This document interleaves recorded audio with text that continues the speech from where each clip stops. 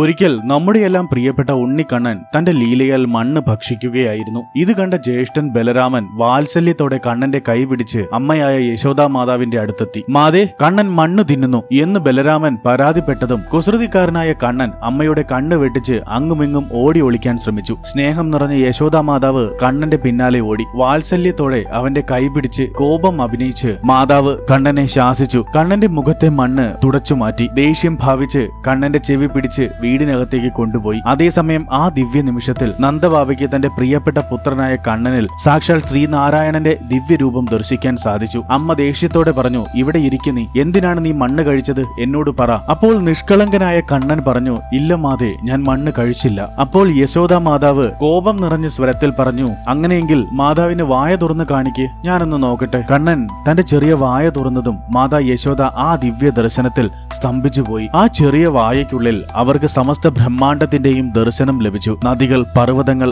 ആകാശം, ദേവന്മാർ, പ്രകൃതി, 3 ലോകങ്ങൾ, ഇതെല്ലാം ആ ചെറിയ വായയിൽ അളവറ്റ മായാശക്തിയാൽ അടങ്ങിയിരുന്നു. ഈ ദിവ്യവും അവിശ്വസനീയവുമായ ദൃശ്യം കണ്ട് മാതാ യശോദയുടെ കണ്ണുകൾ വിടർന്നു. ആ ദിവ്യ ദർശനത്തിന്റെ പാരമ്യത്തിൽ യശോദാ മാതാവ് ഭക്തി നിർഭരമായ ആനന്ദത്താൽ ബോധം മറഞ്ഞ് നിലത്തേക്ക് വീണു. ഈ കഥ നിങ്ങൾക്ക് ഇഷ്ടമായാൽ ലൈക്ക് ആൻഡ് സബ്സ്ക്രൈബ് ചെയ്യുക. കമന്റ് ബോക്സിൽ ജയ് ശ്രീ രാധാകൃഷ്ണ എന്ന് ടൈപ്പ് ചെയ്യുക. ജയ് ശ്രീ രാധാകൃഷ്ണ. രാധേ രാധേ.